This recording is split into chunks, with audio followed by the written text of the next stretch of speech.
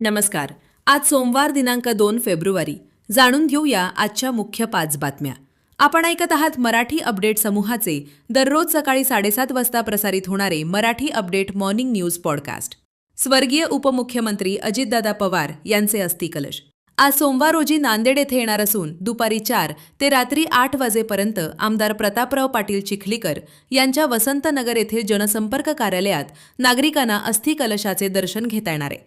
उद्या मंगळवार रोजी अस्थिकलशाचे सकाळी 8 वाजता मार्गक्रमण करत शहरातून मुख्य मार्गाने कवठा ढवळे कॉर्नर, चंदासिंग कॉर्नर मार्गाने नायगाव, खदगाव पाटी, देगलूर, खानापूर मार्गे मुखेडहून कंधार, लोहा मार्गाने बिष्णुपुरी येथील काळेश्वर मंदिर येथे आणण्यात येणार आहे. यानंतर रात्री 9 वाजता अस्थि विसर्जन करण्यात येणार आहेत. केंद्रीय अर्थमंत्री निर्मला सीतारमण यांनी संसदेच्या सभागृहात काल केंद्रीय अर्थसंकल्प सादर केला.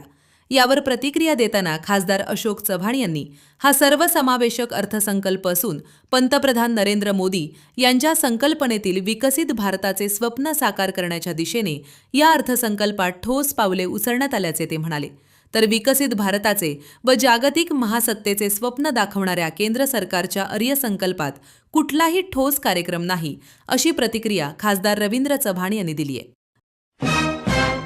रसिकांसाठी 10 कलर टीव्ही आणि महिलांसाठी पैठणीची लॉटरी दिनांक 21 व 22 फेब्रुवारी रोजी नांदेडमध्ये रंगणार नरेंद्र देवेंद्र महोत्सव.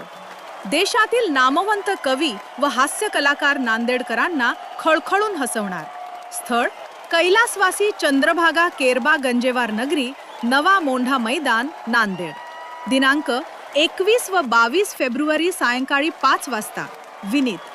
स्वागताध्यक्ष शिवप्रसाद राठी आणि संयोजक धर्मभूषण दिलीप ठाकूर.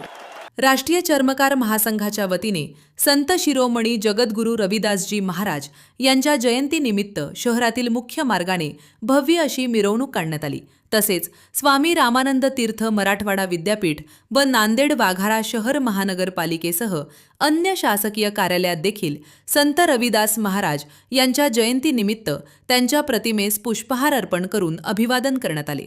यमुना प्रतिष्ठान मुदखेड यांच्या वतीने कैलासवासी गणपतराव उर्फ बापूसाहेब मेगदे गुरुजी यांच्या पुण्यस्मरण दिनानिमित्त आज सोमवार रोजी कुसुम सभागृह येथे सायंकाळी 6 वाजता स्मृती व्याख्यानमालेत प्राध्यापक युवराज पाटील यांचे चला कुटुंब जपूया या विषयावर व्याख्यान होणार आहे. यावेळी डॉक्टर जयश्री देशमुख तसेच धर्मभूषण दिलीप ठाकूर यांना कैलासवासी गणपतराव मेगदे गुरुजी स्मृती सेवा गौरव पुरस्कार देऊन सन्मानित करण्यात येणार आहे.